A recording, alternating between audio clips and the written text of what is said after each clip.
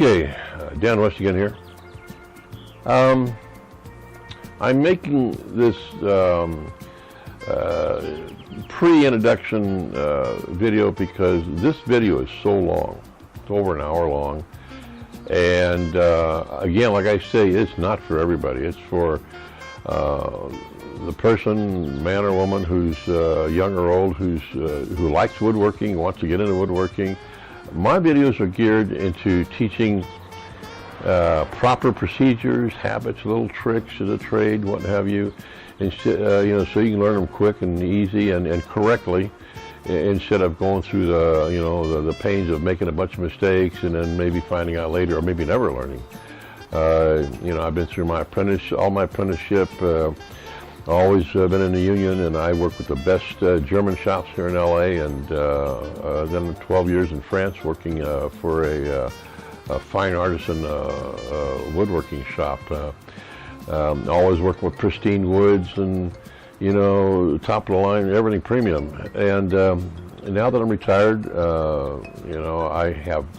I'm in the process of converting my garage. Still got more to do, as you can see.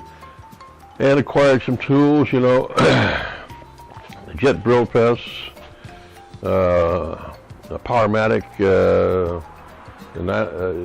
hollow chisel mortiser. I finally got my bandsaw I've always been wanting. I've got the Woody Woodpecker router table, and behind me out of sight is my little Porter Cable 6-inch joiner, which I built my 638-pound Rubo bench out of, and of course my DeWalt thickness planer. And up here out of sight is my 4-cable block and tackle, to load my machines on it. It's really handy. But this video is long, and blow through it. My big thing is cooking. I love to cook and bake and everything, and I'm always on YouTube and cooking shows, and I blow through. I don't want to watch a guy peel 8 potatoes, or some guy trying to cut 42 dovetails and all that. I don't need to waste time doing that. And same way, I have a lot of pictures. When I built my Rubo bench, guys said, did you put it up? And I wasn't even doing videos then. And so I did have some photographs, luckily, and I tried to gather them together and put those together, and I did upload those.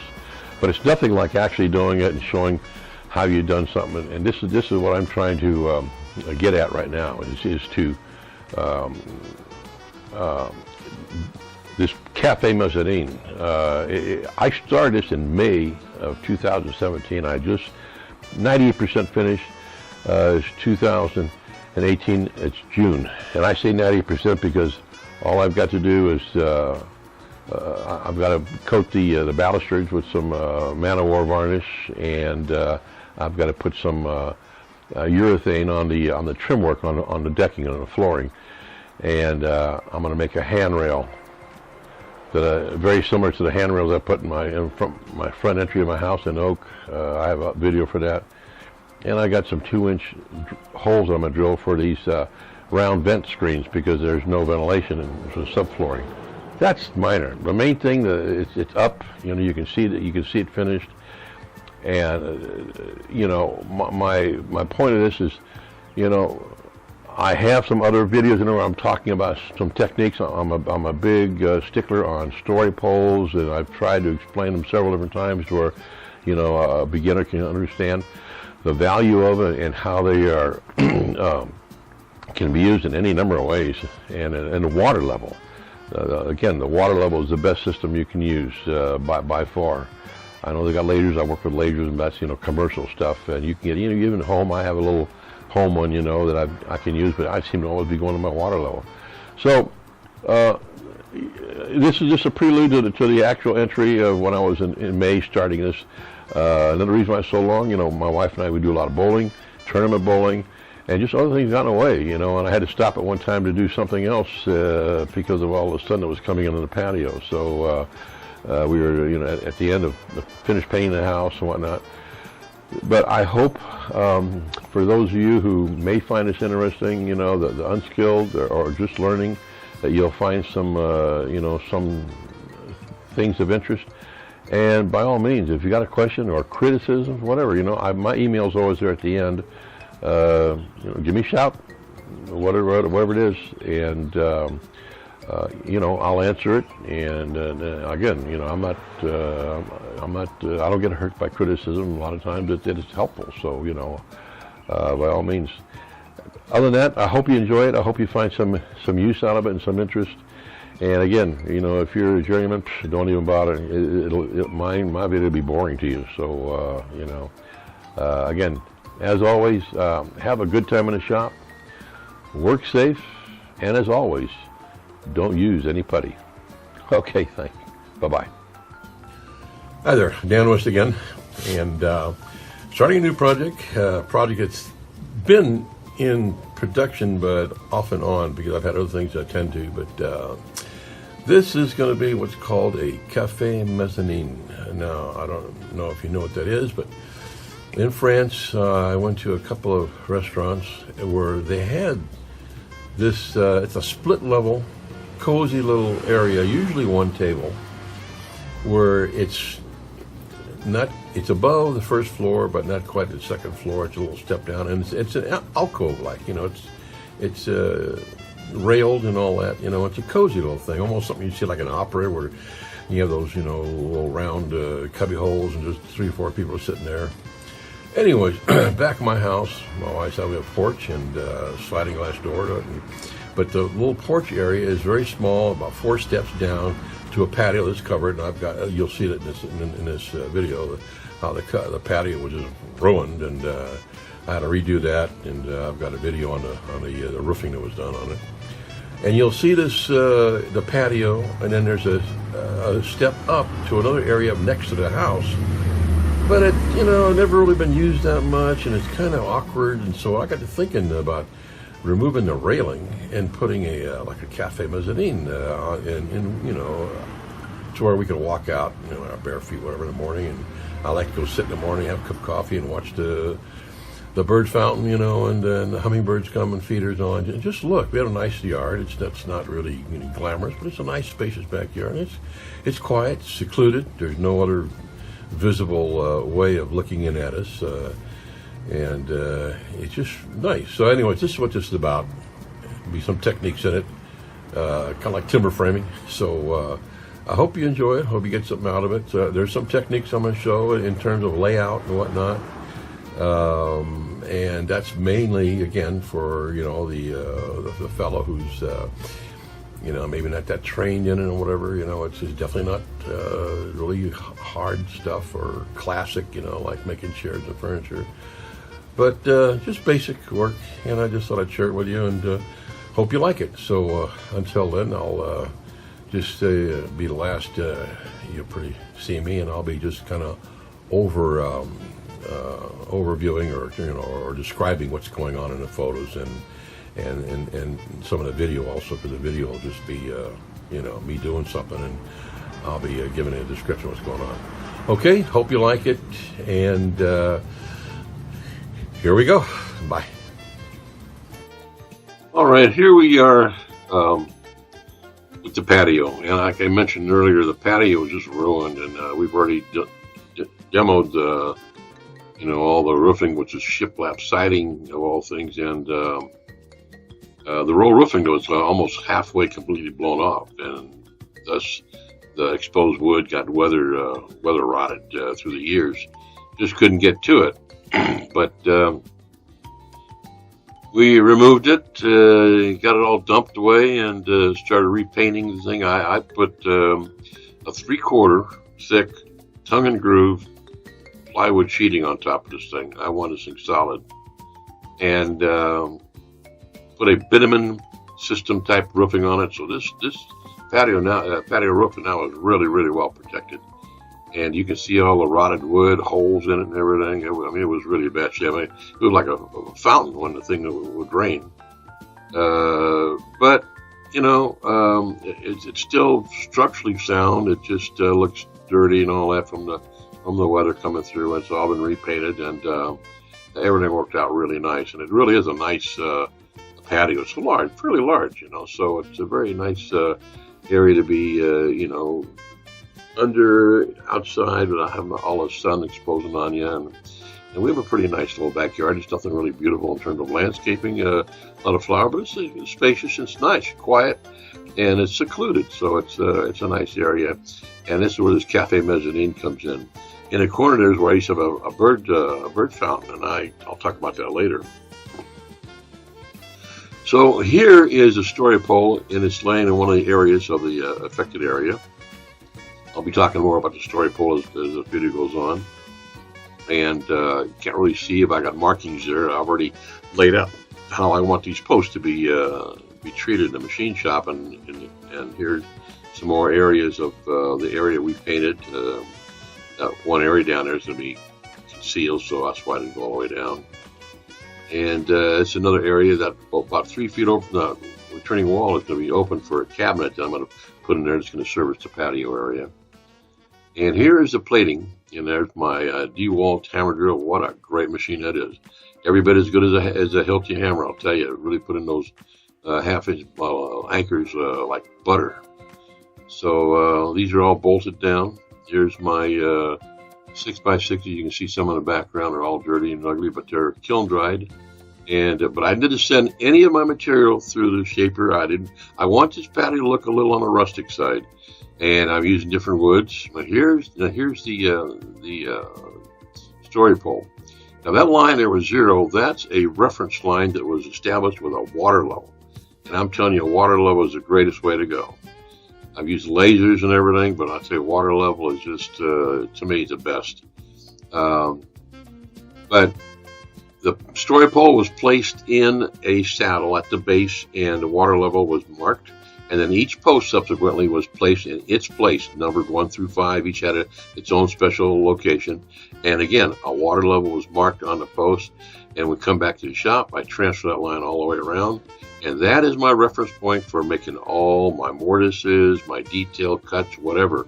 And as the patio slopes and goes down, the posts will get longer at the bottom, and that's where the difference in the height comes into play.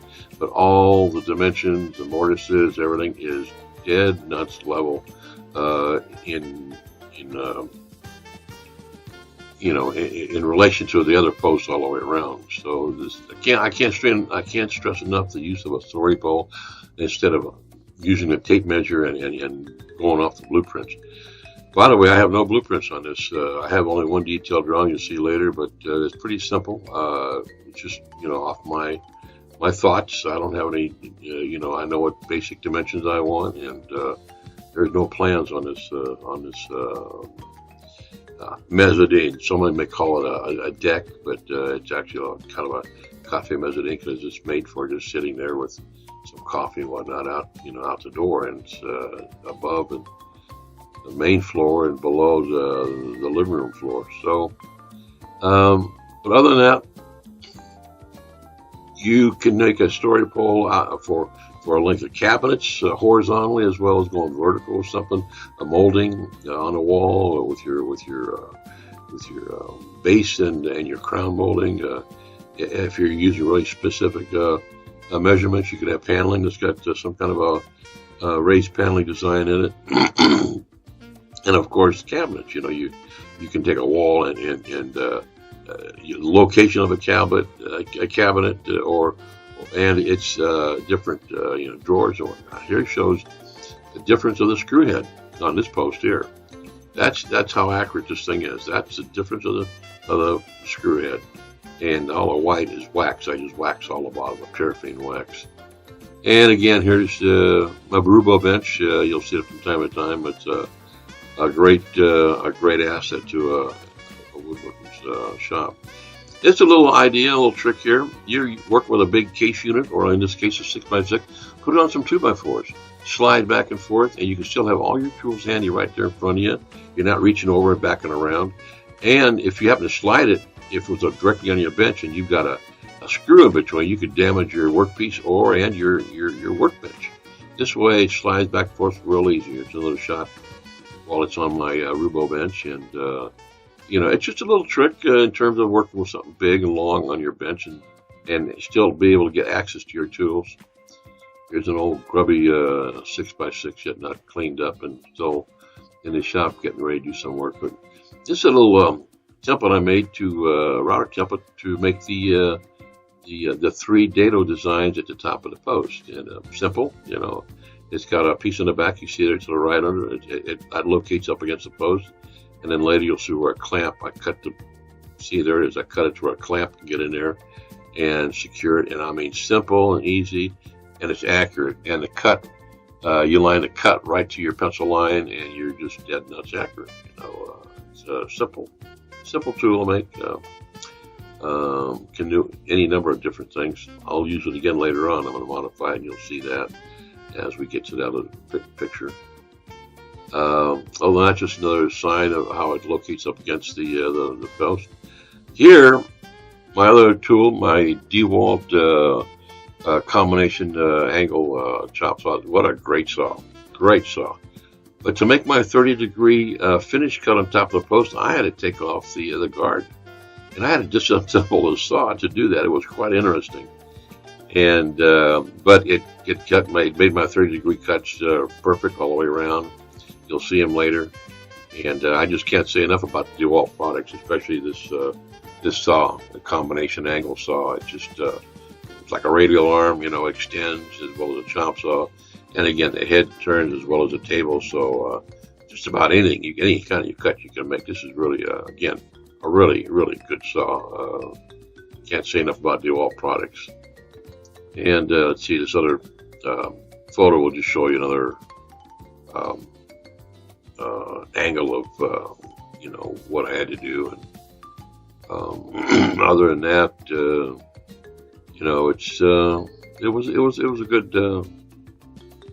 a good design. I thought, you know, simple and not really complex, but it looked nice. And again, you'll see that I have different woods in this project. I wanted contrast of different woods. I've worked so many years with, you know, solid oaks and walnuts and zebra wood, and you know, I really wanted a contrast. Here's one of the posts, and there's that sander. That is a Festool sander, a copy of the old Rockwell sander. That is a good sander, a little pricey, but it really does a great job. And these posts just come out really nice and clean with that sander. There's one that's finished. You see the 30-degree angle on top, the 3 dados and the mortises.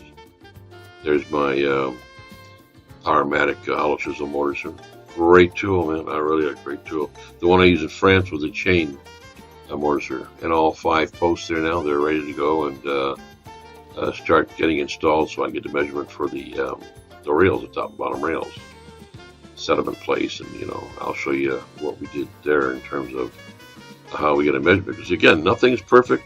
It can be a little twist. You can't really automatically think all cuts are square. And this is how I got the length and the angles of each rail. See that board there? I clamp that board on each post, and then I screw in this little board. It could be anything. It could have the angle scrap there. Put any kind of a cross piece, and you mark the location of the mortises on a post at the same time. And you take that back to your bench, and you put that on your workpiece, and you've got the exact length, and you have the exact angle to that cut for that member to go in there. And with a little story pole, you'll put it to the top notch at the bottom of the first dado there, and then mark the location of the mortise on both posts, number 1, 2, 3, whatever. And I'll tell you can't go wrong. It's just dead nuts perfect. You know, you mark the beginning of the mortise and the end of it. Here's another you know, look at that. Again, this is just sitting there because it's snug. I had already removed the clamps. I should have left the clamps in there. And I do it to each one, and I make sure top and bottom is the same dimension which it is. So it just so happened I put that in one time and put it to the 2x6 and the 4x6, so they were all good width dimensions on every opening. 4 different openings, I should say. 5 posts and 4 openings. But this is a really great tool, and you're going to see where, if you remember the plate layout, where there's a little jog and angle, that was a very specific area that I had to deal with, and I'm gonna show you and talk about this one and how we approach that with right now. Okay, so here we go. Hi there, Dan West again. Got a little vignette I'm going to put up. This is my Cafe Mezzanine build here that you see. And I had mentioned earlier in that build that there's going to be an area where I'm standing right now that's going to have specific attention put to it. But because of the nature of the problem in question, I thought I'd make a separate video just for that alone. I think it's worth putting up for people who might have a similar situation. Before I go on, I want to dedicate this little video to my wife's nephew, Brent Mevelet, who's a electrician, big mountain of a man, and his dad, Jeff Mevelet, who's the owner and operator of a fourth-generation hardware store here in Tenon, California, by the name of Merithew's Hardware. Now, last week, I needed a step drill, and I've used a lot of them through the years. I've never bought one, and I went to Home Depot, I went to Lowe's, I went to Do It Center, I went to Orchard here, a big orchard store, and none of them had one. And on my way home, because I thought about this as I was out driving around, and I should have went to the Merithew's right off the bat. They're right around the corner from where we live. So on the way home, I stopped by there. Sure enough, they had 4 sizes. Now, they don't give these things away. Man, when I paid for this thing, believe me, I was hunched over walking out of that store, I tell you. But I'm glad I got it. You know how it is, guys. You know, when you need something, you'll pay almost anything to get it if you got to have it. And I had to have one at that time. Now, this little vignette is about this area right here in this Cafe Mezzanine. As you can see, the number 1 post there is set. It's solid, as the number 5 post is set and solid. It will not move. The 2 rails there are glued and pinned. These 2 rails here are floating, as this is floating.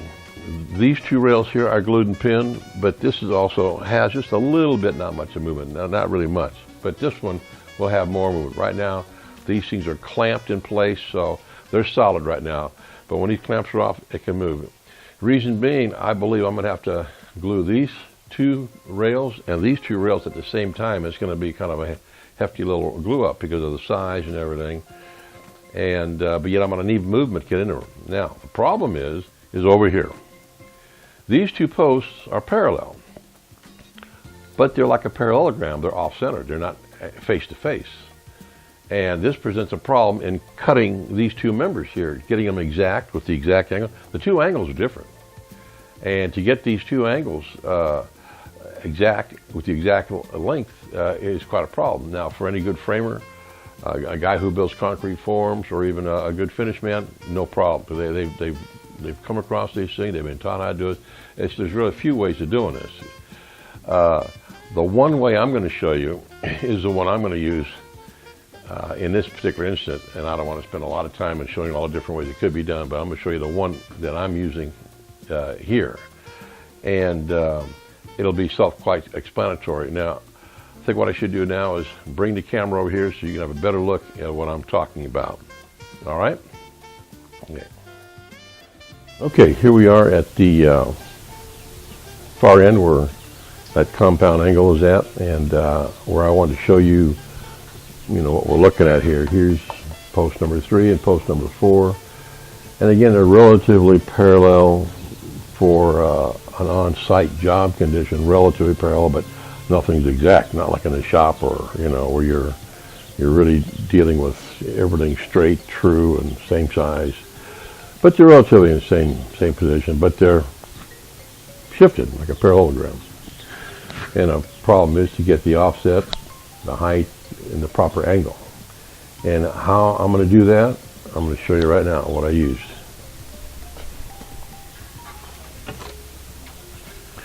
Here again, simple template. You could call it a kind of story pole in a sense. Here I have all the layout dimensions, the offset, the face of the 2x6, and then where the mortise is going to be. Because again, this is going to be a floating tenon. And again, the same thing on the other side, the 3/8 offset, 3/8, 5. You know, it's just a rough, dimension. And then the face of the 2x6, again, the location of the mortise is going to go in the face of this 2x6. And that's going to be another situation where I have to make a router template to go on the face and then plunge and go in there. That's going to be another little thing I'll show you how to do. So this template, remember I told you about the angle? You definitely want to get this point on the corner of this post. And then this other end here can be long, because it's going to rest on the corner anyways. Those are your two locating points on each post. You've always got to have some kind of reference point to go to. And like I showed you before, if I didn't, here it is. Here it is. It goes in just like that. If you can see that. And it gives me the exact length, the exact angle, and at the same time, I was able to lay out where the 2x6 is and the mortise is going to start. And then with another little piece of wood, I'll go vertically and get the lengths of each one on post number 4 and post number 3. Now,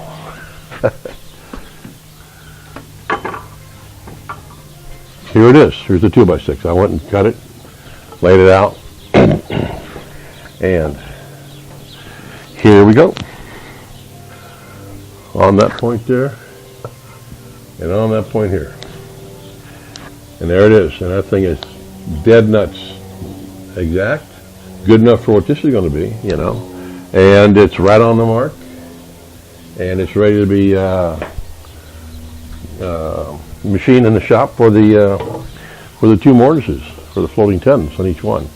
And it's going to be real critical dimensions, and the depth is also pretty critical. But once it's glued up, it's going to be there, man. I mean, it's solid, So I hope this will help you in a situation where you could be dealing with a fence, a set of cabinets, just a matter of maybe meeting two pieces of wood, trim or something like that. It's just a lot of different things you can run into, but that's a method that can be applied to a lot of different things. And I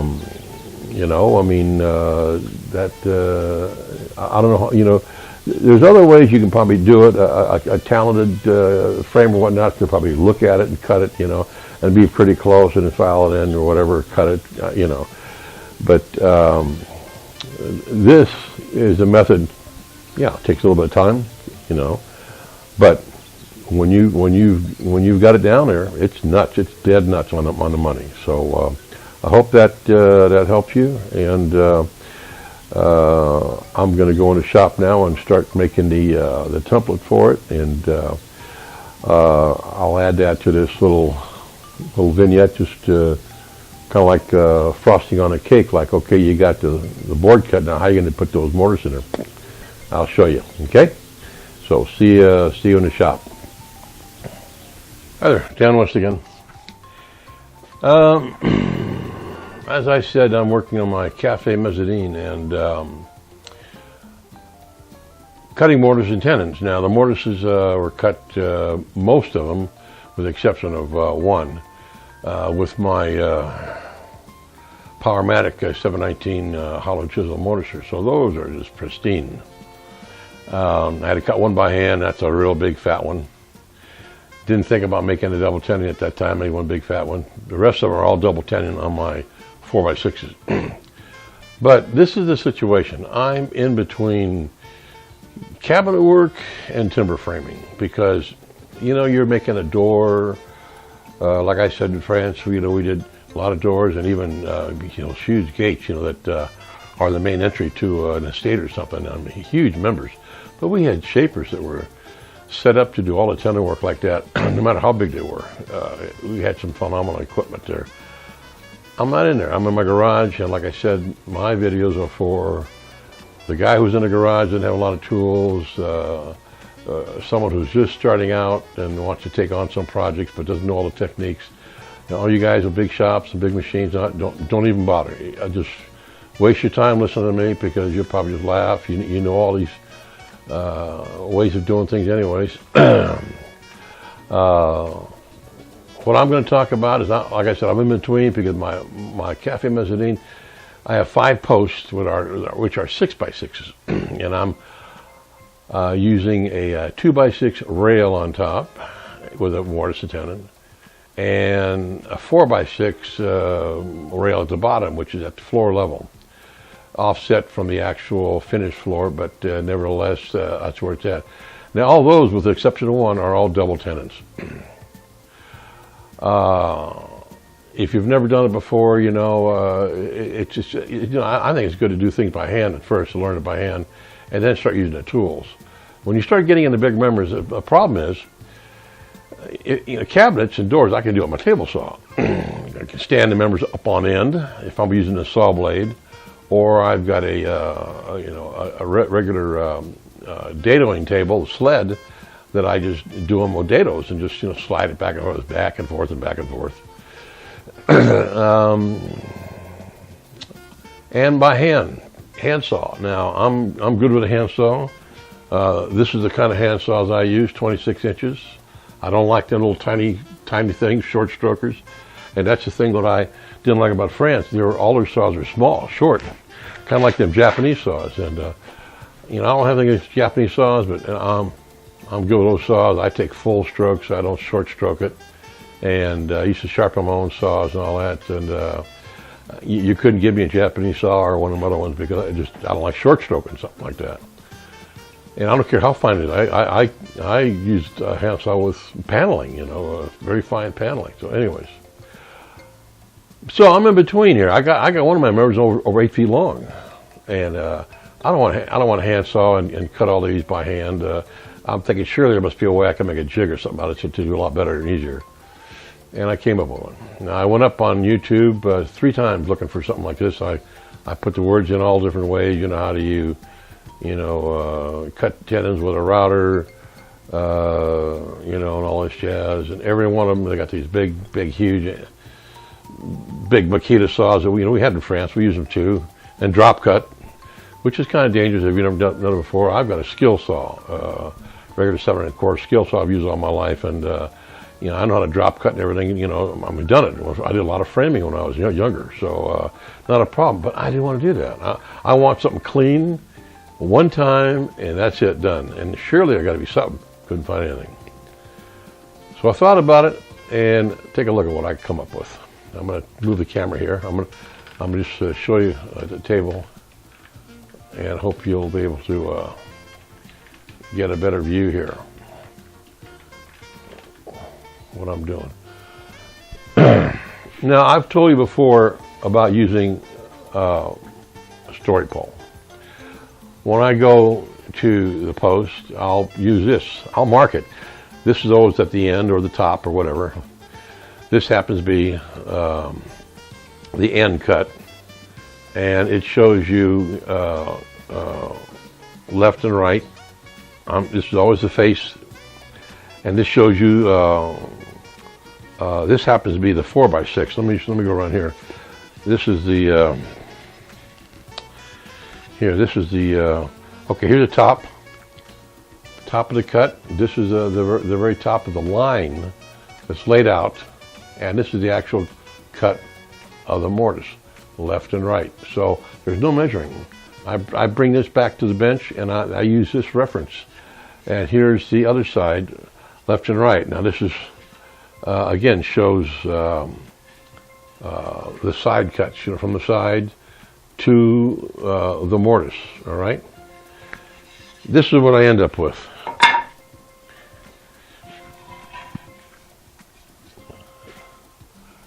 Now this is the 4x6 with the double tenon. All right. And that's all laid out with that stick. All right? And that is dead nuts. There's no measurements, no numbers I got to fiddle with. So I guarantee you, when you're like timber framing, for example, or working in a cabinet shop, everything is square, everything's perfect. It's the guy in the field that's got to deal with the uneven, unplumbed, unlevel condition to set his members. But in the shop, everything is square, perfect, all the materials the same size. But when you're doing something like, when I worked with Joel German, he called it in place. You go in a house and you build, let's say, a set of cabinets, but you build them on the wall. You put your cleat on the wall, your side panel. Now you're scribing everything, you know, because you want to make your cabinet square, but the wall's not squares. So this, in a sense, what I'm doing is the same thing, because my patio slopes. I'm dealing with the slope of the patio, but the layout basically is the same on a post. And when you're doing something like this, my members I didn't pass all my members to the thickness planer. I didn't want to hassle with that. So each mortise and tenon is a little different. Not a big problem at all. But at least when they're drilled, like with my hollow chisel mortise, they are perfect. They're just, maybe the dimension might be off here and there in terms of, up and down, whatever. Not a big problem. So how do I cut this? Well, I had to go through a handsaw. I did the first 2x6 with my handsaw. I forget this. I just didn't want to do it. And I come up with this.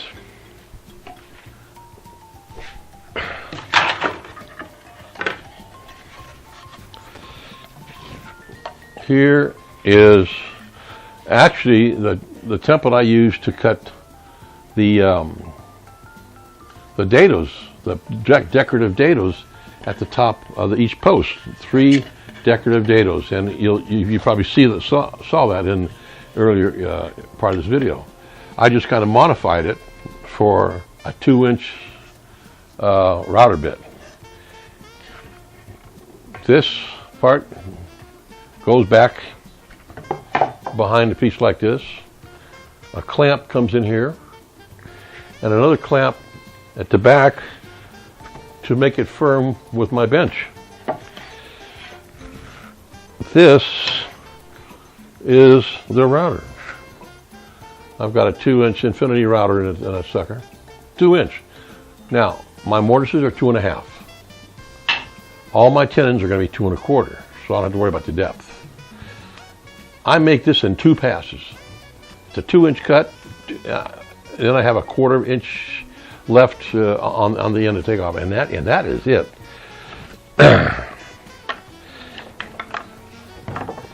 All I have to do is I place the router in the template. I've got a mark at the bottom that shows me a depth. I bring the cutter up if I have to, and then lower it to the depth. You always want to make sure you take that slack out, and you always kind of lower it in whether you're on a shaper or whatever. If the shaper, you're raising it up, you want that tension this way. You don't want to kind of go back and forth and create that slop. And so I adjust the depth. That's it for each one, and this is what I come up with. I did one earlier just to do it. Take a look at that. One cut, man. And I didn't go 2-3 passes. I went all the way down for that router. One pass. Front, and then a 1/4 inch off the side. Same thing. One pass this way, and that little 1/4 inch here. Same way. And that is slick. I mean, you want to mess it up with your chisels and all that? And basically, my cafe mezzanine is going to be kind of rustic anyway. So, if there's a gap here or there, I'm really not worried about it. Because actually, when you go in Europe and see some of the things, man, there's gaps all over, It depends on the different framing you're in. If you're in some of the chateaus, yeah, the framing is a little bit different, and they let them into a pouch and all that. Some do, some don't. But this is not supposed to be like some kind of coffee table or luxurious, piece of furniture. But it's not going to look like trash either. And I'll tell you what, that takes a lot of work away. That is really not bad. So the only thing I'll have to do is with this, I'll do the same exterior process, and then I'll just have to come in with my skill saw in the middle, and then finish it up with a hand saw and then some chisels. Not a big deal. Better doing that than all the other work. The only thing I didn't take time to do, which would have been nice if I was planning on doing a ton of this or more, is figure out some way of doing away with all the chips fly around. So I've got some fans in here, and I get them on my garage. So I open the garage door and I just blow it out. So it's not that big a deal. If any one of you have ever done a lot of woodwork in the ceiling and you had to cut and saw, you know what I'm talking about. That's worse.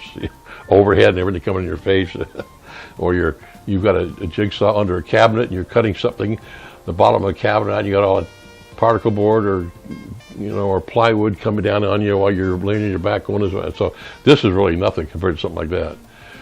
So anyways, that's it. This you just can't go out. I mean, to go in there with a measurement and write notes and all that jazz, you're bound to screw up. I'm telling you. I'm not saying you always will, but this way you're never wrong, man. I mean, you're just never wrong. And I'll do this with each one. I'll sand it off or whatever, and go out and start fresh with each one. So I'm looking off the way here. So this is it. I'm gonna start doing these, and I guess the next thing will be, installing them, and I'll make probably some snapshots. I'm not going to go through the process of setting one up and routing it, because I mean, that's so boring. I do a lot of cooking, and I watch cooking programs, and they'll make you sit and watch them peel 8 potatoes, or a guy will cut something. He'll watch you do all the hand. Who needs to watch hand, unless it's a thing of how to hand cut technique? Yeah, but watch a guy make a whole set of dovetails. Boring, so I'm not going to put you through all that. Show you how. What I'll do is I'll set one up right here for you. Okay, just to show you what it would be like. Here we go. I got my dogs here. You can see on my bench. So kind of set them up.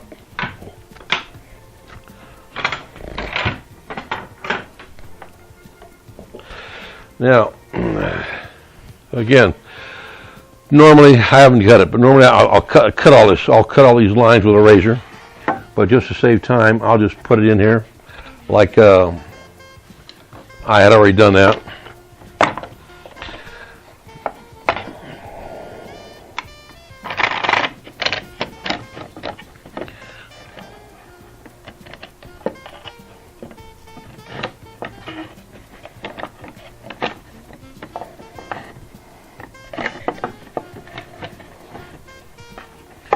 Okay. Now what I do is, usually I'll get it pretty close, and I'll just tap with my dead blow here, and now put it right on line. Make sure I'm on that rail. Check my line again.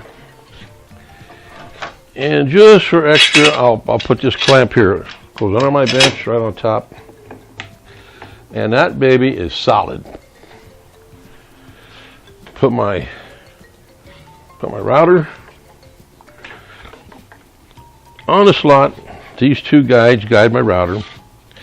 And then I'll adjust the height, right? And the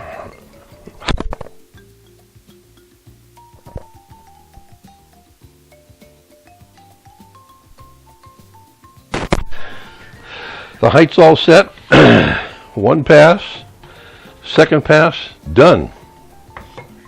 Absolutely done and pristine. That's it.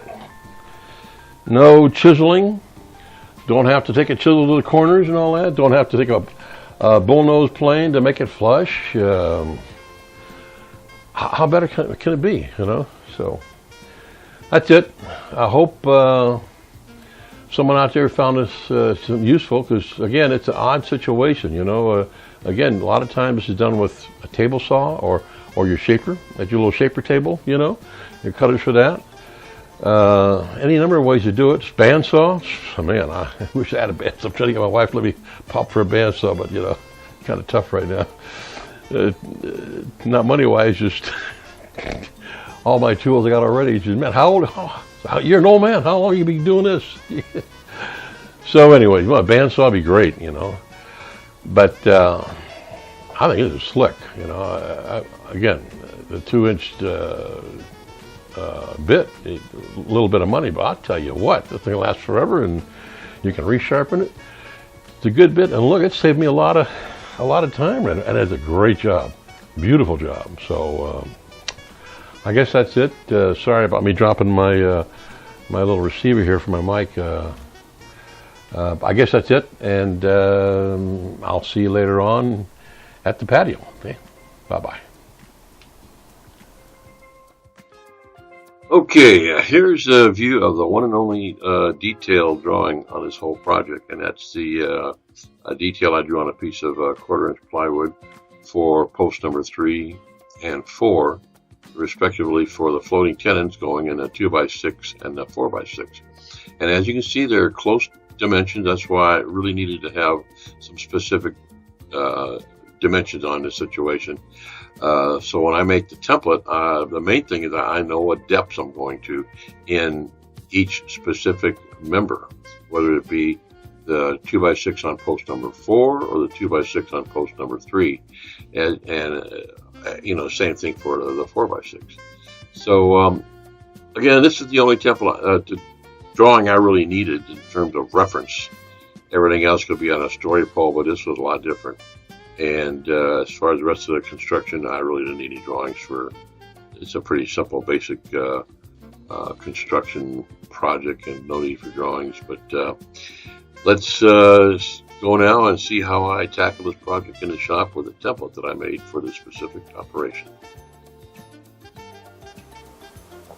Well, here we are in the shop, and I've got the template made. Everything worked out pretty good. Didn't take a whole lot of time. And I've got one end of the 4x6 already mortised out with you know, just a 3/4 piece in there, which is going to be the thickness of my my tenons. This is what I came up with. Board like this. This piece goes in the back, locates it, which clamps on this side here and onto the workpiece, 4x6 in this case, and next it'll be the 2x6. Now these mortises can't go too deep because of the angle, so the tenons aren't, you know, 2 inches like my other ones, but they will be deep enough to where I can get glue in there, and they'll be just fine.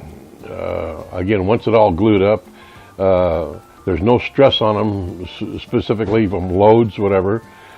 So it'll be just fine. They'll work out just like all one piece.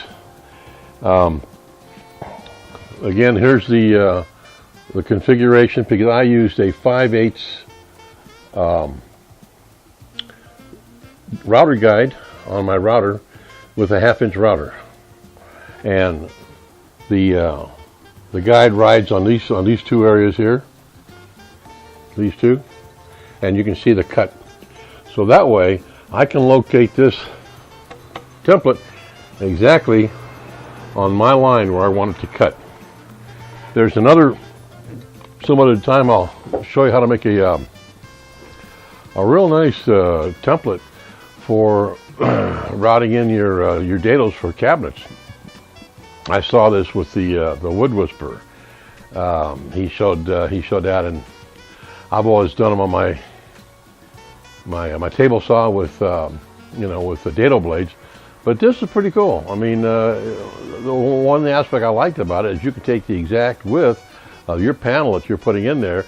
One end it moves and it locates it dead nuts, you know. So that's another one later on, because I've got some something I'm doing in my office, my room, that it's still pending. It's not finished. Started it but didn't finish it, had to jump on other things. Anyways, this is the router I use. My other porta cable, and it's a plunge router, and I've got a few actually routers. They're really good to have, and a lot of time when you set them up for certain things, you don't like to change all the time, so you almost designate a router for a certain type of work, you know. But you know, I mean, if you're lucky, you got to have a whole bunch of routers, but a bunch of different tools. But that's just not the case. Anyways, plunge router, extra long bit. You can see in here, I've got an extra long bit because I'm going through, you know, essentially 2 pieces of 3/4, and plus the bushing and the guide. You can't go only so far. So in this case, it worked out real well because I wasn't able to go real deep anyways. I can only go so deep with the 2x6 as it is. So, you know, it's not really a big issue. And again, once it gets all glued up, believe me, it's going to be just fine. And since the you know, the 4x6 are actually going to be below the floor, if I ever had to, I could really go in there and put some lags in there, but I'm not going to do that. I know I won't need to. So this is it. It worked out real well. You know, you're dealing with two planes. You know, the post and the bevel cut, but it's actually just, you know, straight cuts. So you can't let it throw you because you see the angle of the outside, and traditionally you're thinking of how to, you know, make that tenon out of the same piece of wood, and sometimes you just can't. And if you've ever took the time to kind of watch some timber framing, so they do the same thing in certain situations. They put floating tenons in there. It's just the way it's got to be, you know. So clean, located right on the money. I'm calling it a day. I'll do the other end tomorrow and do the 2x6, and then we'll hook it all up. But that's it for this little vignette. This will be a part of the whole overall Cafe Mezzanine video, but this is just specific on this situation of having a situation like this and a simple router, a simple tool. You know, you don't have to use these thicknesses. Sometimes when you're dealing with just the bushing like I am, you can't use this thick because you won't be allowed to go deep. You'll have to use something like you might have to use the same thickness for the length of your router bushing, although sometimes we've took the bushings and cut them. We only have, we'll take a brand new bushing, aluminum, and just leave maybe a 1/4 inch. All you need is enough to guide, and use some tempered masonite, all right? And then on that tempered masonite, use maybe some 1/2 inch, you know, or some 3/8 plywood. I mean, after all, once it's clamped in place, you know, it's not going to go anyplace. So depending on how you know, really very nicely, you know, screw it together, glue it, whatnot, locate it. You don't need big, thick, massive pieces like this, you know. This is just junk I had around the shop, and I was able to use it because I didn't have to go that deep, and it worked out fine, you know. So again, I hope this helps someone. I hope you get something out of it, and again, as always, my email address is down at the bottom. You got any questions or comments, whatever, you know, give me a shout. Good or bad, I can take either way. And truck going by here. And as always, you know, I hope you find this helpful, and have a good day. Work in the shop, work safe, and as always, don't use any putty. Okay? Bye-bye. Oh, by the way, Happy New Year, 2018. Happy New Year. Bye-bye. Okay, again, here's my handsaw work. That's the one and only tenon that I cut on a 2x6, and again, the only kind of saws I use, 26-inch length, fine, medium, and you know, rough point, which is an 8-point, would be a rough one. And but I've learned to, you know, sharpen all my handsaws, and I got really good steel in them, and that's the only way I've ever gone. I like the long saw, and I have several saws. I don't have just one, but I have fine point again, medium, and a rough, or ripping and whatnot. But we're going to take a look now on some of the posts and how we're going to be setting them up. This is a couple last views of the 2-inch router I use as far as doing the tenons. And other than that, I've got a few photos here. You might want to run through them. It's mainly to see how, you know, you can set something up with very small pieces of wood and clamps to plumb something. You know, plumb means to get it vertical, and just give you an idea how you can set a board out in the middle of nowhere, and yet you can you fix it to where it's straight in relationship to another one. Like this, for example, here are I couldn't get the head of the clamp behind the wall, so I had to set these two rails out of the saddle, glue them, clamp them, and then later on with glue set, pick them up and put them back in their place.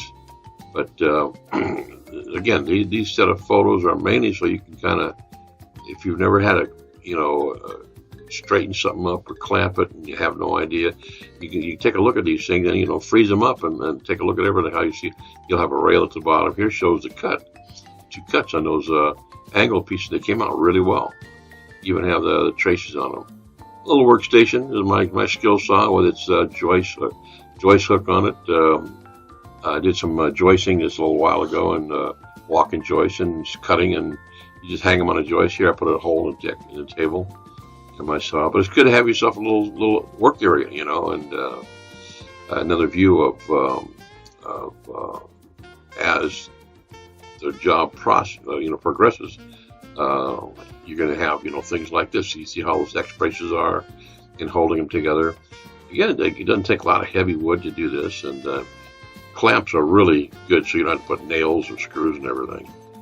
And just a little thinking, you can come up with something, And it's just a way that visual can do a lot more for any number of words. You can just take a look at something and just look over and over again and get a good idea.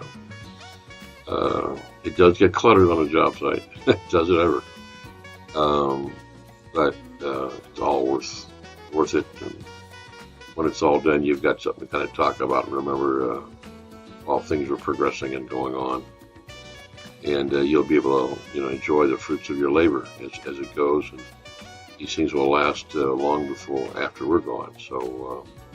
The next couple of videos are going to show how I put the cleating in for the panels, and I used 2x4 cleats, and I wanted a 3/4 panel with a 3/4 trim, and I wanted a 3/8 setback from the face of the post, so that gave me an 1 7/8 to the cleat there, the 2x2 cleat, as you can see that, and that's screwed into the main core of the frame structure, and I wanted to use the raw side of the panels. I wanted the knots. I like the characteristic of knots when they get sealed with varnish or something. They really contrast with the colors. I think it's beautiful. Instead of using all a pristine oak and pristine wall, this is not a set of cabinets going in the kitchen or a library. This is something that's out in the patio, and I just want to see kind of a not so perfect condition, a little bit of a rustic type deal, different color contrast of woods. This is what I was going for. Simple square cuts. Again, this would be very good for the homeowner, and not having to get in there with all these fancy dados, which I've got all kinds of router heads, believe me. But I just wanted this kind of a look, and again, it goes along with the kind of videos I make. Here's another view of the back cleating for the panels, and I used even a couple metal straps there for the post. You do what you have to do, keep things solid. And other than that, I screw the panels on the perimeter. Then the molding, the one by molding, is going to cover the screw heads, and there's no visible signs of attachment for these pieces. Again, here's my saw. Now that's my 8-point there. I'm cutting this 2x6 on the angle. I did all by hand, and it's kind of an exotic angle. Now this is called pressure block framing. Meaning you have a rim joist, the joist goes all the way around, and then the joists are end nailed into that joist. And in between the joists are blocks that are nailed, specific nailing pattern that goes into the rim joist and into the joist itself. And that is the most strongest structural framing you got. Those joists will not move any place. It is really a strong structure, and this floor could have been 2x4s. I went 2x6 'Cause I want this thing solid. I want no movement whatsoever. And here we go with something else. Okay, here we go.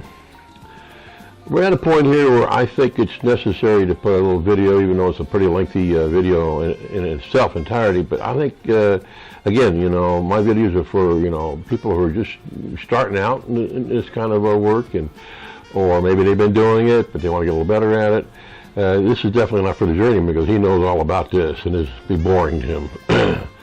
But in this situation here, kind of intense layout in the sense there's a lot of in and out jogging, angles and all that, and it's going to acquire, you know, more than one sheet of plywood. Now, I'm putting 2 sheets of 3/4 plywood on this deck. I want it solid. That's why I went to 2x6 pressure block framing. It's oversized for this little area. I want this thing solid. I may be doing some exercise here too, jumping around, whatever. And so I want this thing solid. Who knows? Somebody maybe after this house, we're gone from this house, maybe want to put a jacuzzi in this thing, but it definitely will hold it. I guarantee you. Anyways, you have to have some kind of reference points when you're doing some layout, especially something like this. Now, even I got a little confused the other day when I was trying to lay this out. This corner was throwing me off, so I finally got to where, you know, I had to walk away, you know, because I wasn't seeing something. So I came back and first get at the basics. I've got a story pole here. Let me reach out and get these 2 story poles, one here and one wall, is the layout of the studs, or the joists, I should say. So that when I lay the first sheet of common 3/4 plywood down on, I'm going to put liquid nails on the joist, glue it down, and shoot it down with ring shank nails. I want this thing solid. I have the whole layout right here already on the story pole. I don't have to worry about lifting the panel up and all that kind of jazz and mark it. I got the exact layout, and this will carry on through right to the finish, because when I put the finish sheet on, I want the finish, it's going to be 3/4 oak, and I want that sheet to come from the wall this way. I want the entrance to be unobstructed with a joint. I want the joint over here, and I want it to look nice that way. And I'm going to screw. I'm going to roll carpenter's glue on both the underside of the oak and on the face of the common that's already laid down. And I'm going to screw that down with nails, but I'm going to screw that down in a different pattern. It won't have to be intense because I'm just screwing it down to the plywood, which is going to bond with the glue. So it's not like I can put new screws every 6 inches. No.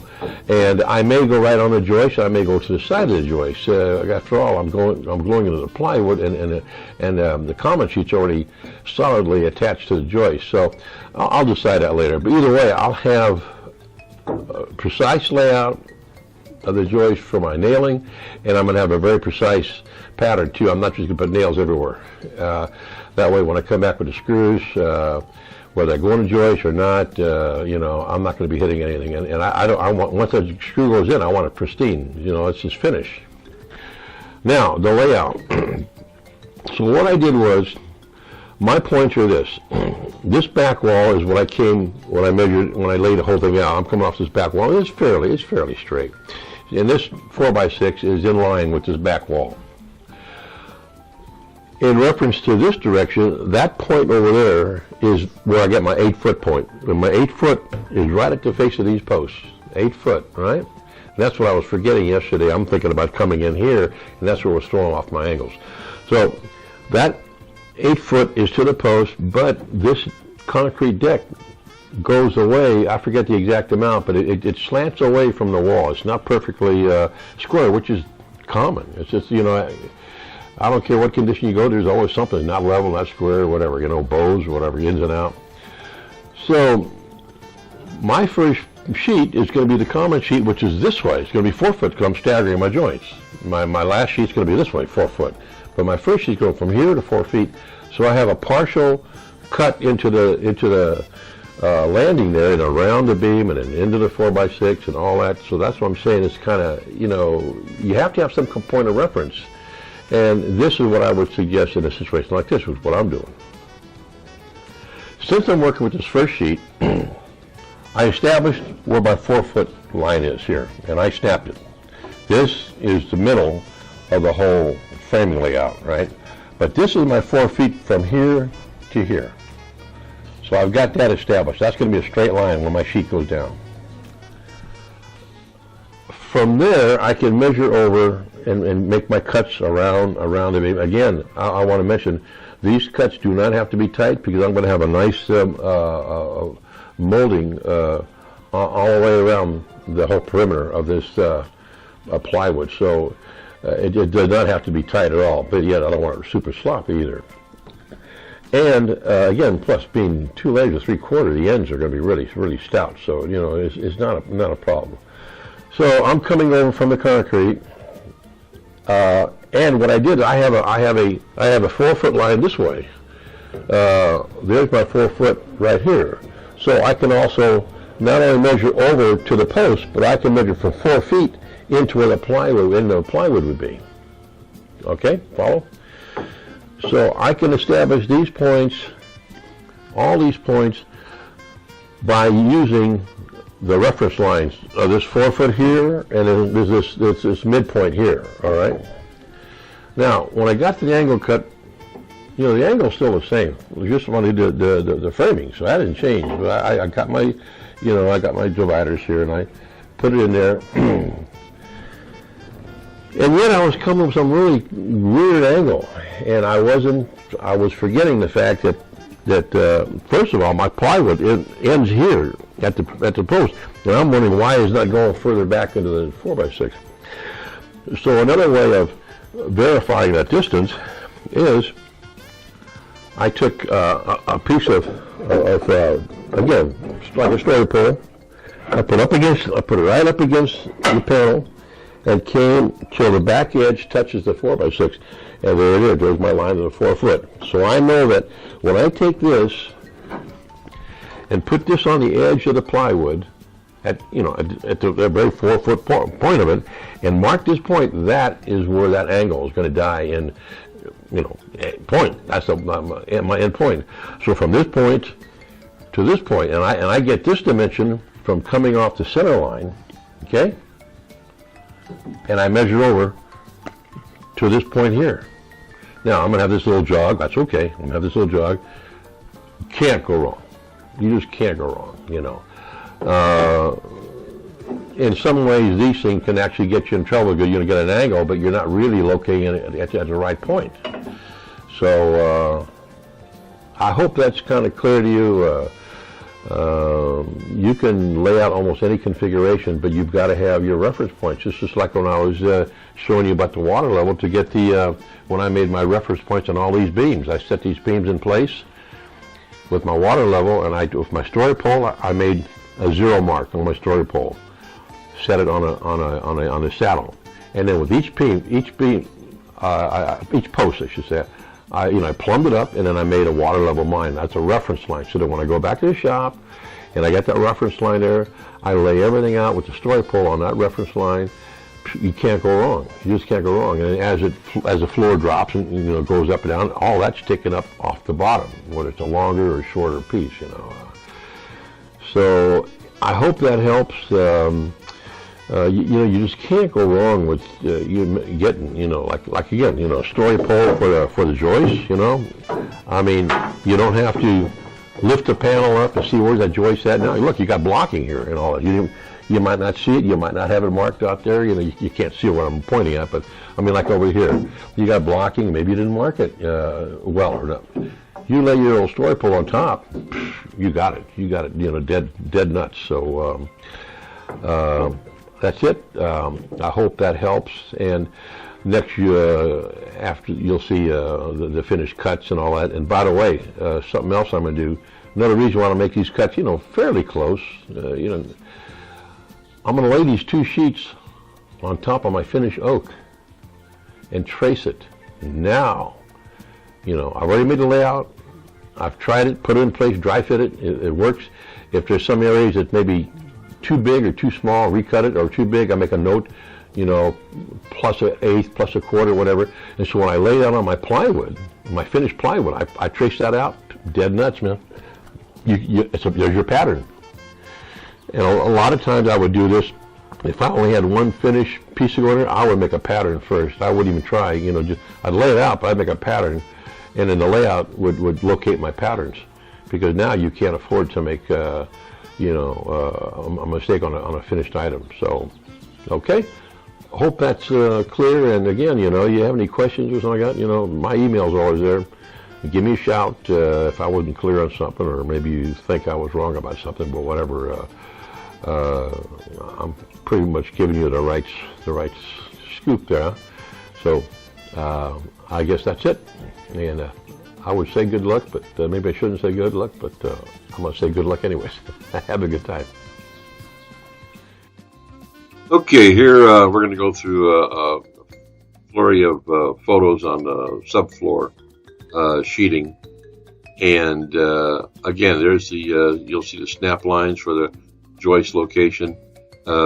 This is just when it was first laid down, and you'll see that it'll be taken up later and placed on top of the oak sheeting. But this just kind of shows you, how it looked. And I've got it very precisely located on top of the finished oak and clamped in place. And I'll be tracing all the cuts, and I'll be making the correction where I had marked to give it another quarter or 3/8, whatever, so that the finished panel will be a little more snugger to the core structure than the sub panel was, and it came out real nice. It really, I couldn't have been more pleased with it. It'll go back in place now.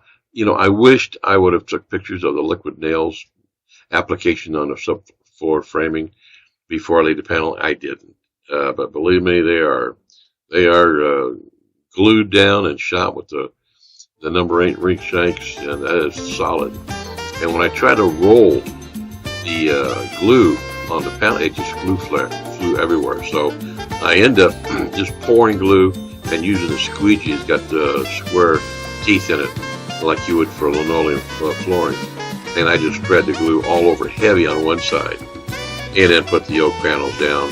And then I screwed the perimeter, like I said it was before. It would be concealed by the trim, and I shot the field in this precise pattern into the subflooring and joist with 2.5-inch finish nails, my finish gun. And I shot them in at different angles, so it's really locked in place. And towards the end, you'll see the 3 photos of the finished oak with it already had a coating of urethane on it. And I had finished with 5 coats of urethane on the whole project. So it really came out nice and really looked really pretty, I thought. And this is something you can do too. And shortly now, we're going to get into the video on the trim work, and that's coming up right now with the two more pictures. That's right, two more pictures of the floor. Really came out nice, I'll tell you. It's couldn't have been happier. Really couldn't have been happier. So with that, I got a couple of things to tell you about how to do the trim work and not make certain mistakes.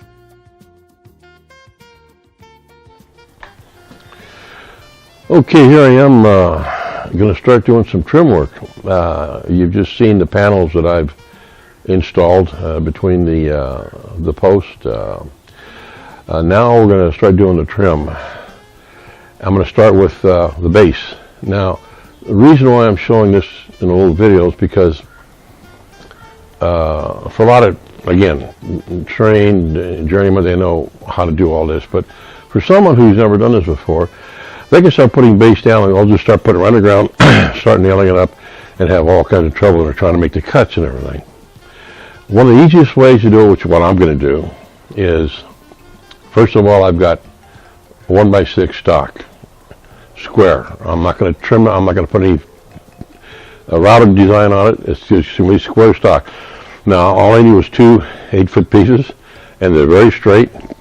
As far as the actual, the width of the height of it, it's not a problem, and it would be minute anyways, but it's not a problem because What I did was, and what you should always do when you're gonna install anything, a cabinet, paneling, wainscoting, whatever, you should always try to find out your conditions first.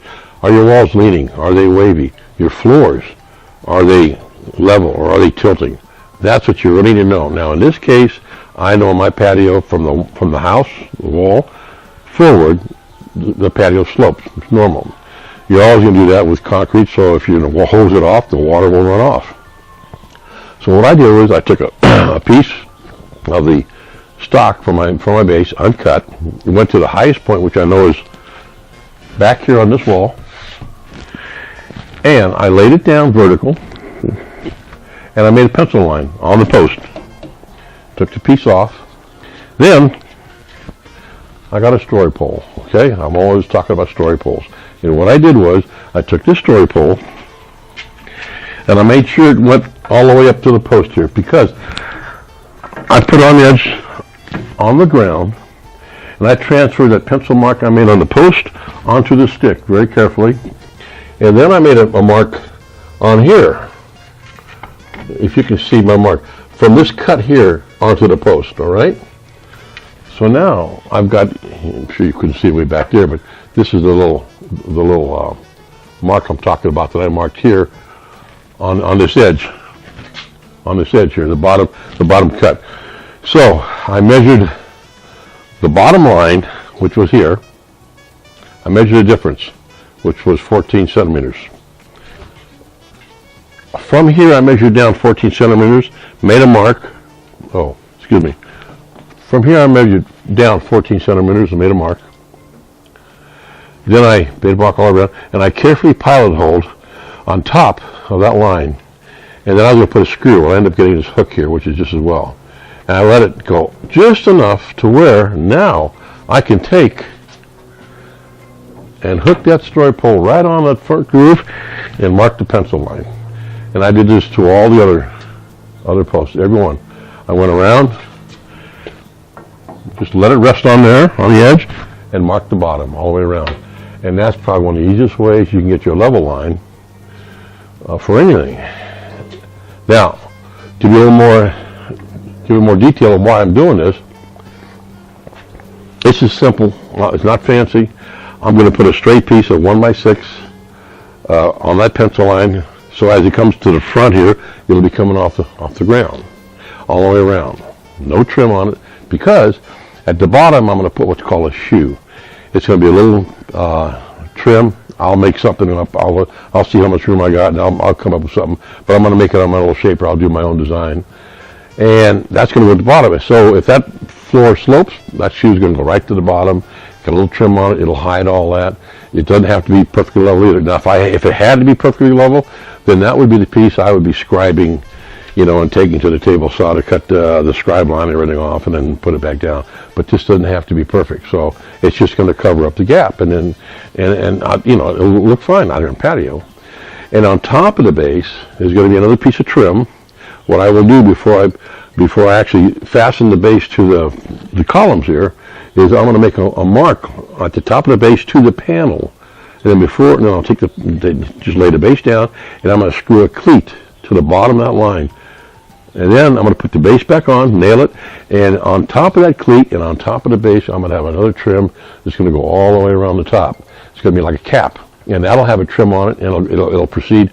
It'll actually extend past the base. So, if there's any in and out or something, you won't see it. It hides all that. That's just a way of doing trim work where you actually make it easier and hide. You layer your trim, and it looks nice, and also makes a lot less work. Trying to put two pieces exactly together is a lot of work, And then on top of that cap piece, then will be my horizontal trim piece for the panel, like a raised panel. You got your two vertical pieces, your horizontal piece, and this will be the bottom horizontal piece. It'll sit on that base. Again, it'll cover up any nail or screw holes that I have in terms of fastening that piece to the cleat. Simple. I mean, it looks nice after it's all done. Sure, you may have some little bitty gaps here and there, where the wood might get, but by the time you put your shellac or varnish or whatever, or if you're really, if you're into it, you could seal it with something. But I'm telling you, it's going to look nice. So I hope that was kind of clear. but I'll show you what it looks like as I continue, and then there'll be more evident what I'm talking about. But I tell you, it'll save you a lot of time if you're ever doing something like this at your home, outside, whatever. So with that, I'll get back to work, and hopefully I'll see you in a little bit. Okay? Bye-bye. Well, we're starting to wrap this thing up. Not last flurry of videos here for the trim work panels. There's a lot of pictures here, which I put in here because, again, for the novice, you might want to really stop it and blow up the picture if you can to look at the details of what's involved here. But a lot of little cuts, a lot of ins and outs, and really, it's really simple, basic layering of molding that actually accents and adds to whatever project you're dealing with. A lot of it is concealing the what we call cleating, so you can actually almost make something look like it's floating or above something, like those members were on top of the stairs. How do you do that on cement? Well, I'm not even touching the cement, in terms of screwing everything. But again, I can't mention enough about how I was looking for a different contrast in woods instead of making everything out of the same wood and all that. I personally like the different contrast, and especially the knots. The knots take on a color of their own as they start to age within the clear product that you may be putting on. Whether it's a varnish or urethane or what have you. There's so many different products out there now. And again, the little kind of a semi-rustic look. I mean, I didn't beat on it, but again, I didn't send anything through my thickness planers to make them all the same size. And so there's a little variation here and there. I wanted that, not perfect look like it came out of a machine or something, out of some kind of a kit. And I think I achieved pretty much what I was looking for. And again, mainly for the novice, you can kind of see how, in some ways, the procedures I went through. These blocks here is what I made for each opening. There's very specific spacing for each 2x2. Each block had a little stop block on the back side of it, so it can go right up against the 4x6. And the post can be put right next to it.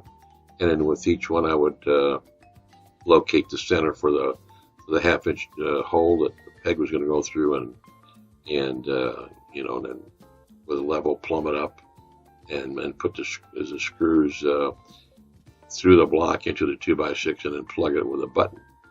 And I just think it came out really nice. It's very simple. Again, a simple design that a novice woodworker could do, and it's also inexpensive. Everything I bought from Lowe's. Not to say Lowe's is better, but I bought them from Lowe's, with the exception of the 4x6s and the 6x6s. I had those from the Anawalt Lumber. I ordered them kiln dried. I just didn't want a whole lot of sap pouring out of them after everything was already set up. That's why everything else, the 2x6s I had left over, one from my Rubo bench drill, and the other one I just happen to have in stock here in my garage. And of course, I made all my pegs, and but the hardest part for me was putting these balusters in. Even when I was a young man, I just had a hard time going down on my knees for any length of time. So even with the knee pads, but other than that, it came out real well. I couldn't be more pleased with it. It's been a long project. I had no idea it would take this long, but a long project. And again, labor of love, and it's going to be here before, well after I'm gone. And it's something my wife and I can enjoy in the evenings, in the morning. Me, it's a big thing. Come out in the morning, I've never been an early riser, although all my life I had to get up 4 in the morning to go turn jobs on and everything. And I usually ran to work, and I don't like getting up early, but I get out there with my coffee, my dog, and just watch the garden. And I got some squirrels that come and get nuts and everything out of my hand. So, and I've got something come up with a big bird feeder in my next project. I'm going to have in my next video. Already kind of started part of it. So as this last picture comes by, I want to give a shout to my buddy Robert Lee down there in Victoria, Australia, and say hi to his dear wife Mandy. This is a fellow who is about my age, and he does all kinds of hard work. He got a big property, big house, big shop, and this guy can do it all: rough work, concrete. He can do fine finish work. He lays tile. He's been sending me pictures. We met a few years ago here on YouTube, and just a really nice man. I hope someday I could hit the lotto and me and the wife go down there and visit him someday out there in Victoria, down under in Australia. Other than that, I really enjoyed this project. I hope someone gets something out of it. And again, I know it's not for everybody, but as always, I don't have a website, but there is my email address. You've got any questions, any comments of any kind, by all means, I'll try to answer everybody as best I can. Until then, I just want to say I've enjoyed this project. I'm glad it's finally done, and I hope some people may find some interest in it. I know it's not for everyone, but even if I could pass some of the things I've learned through the years to even just a few people, that would make this video worthwhile. And I'm glad there's such a entity as YouTube where we can all do this, because YouTube is a great source of information and entertainment. So with that, I'll say goodbye, and as always, have a good time in the shop. Work safe, and don't use any putty. Bye-bye.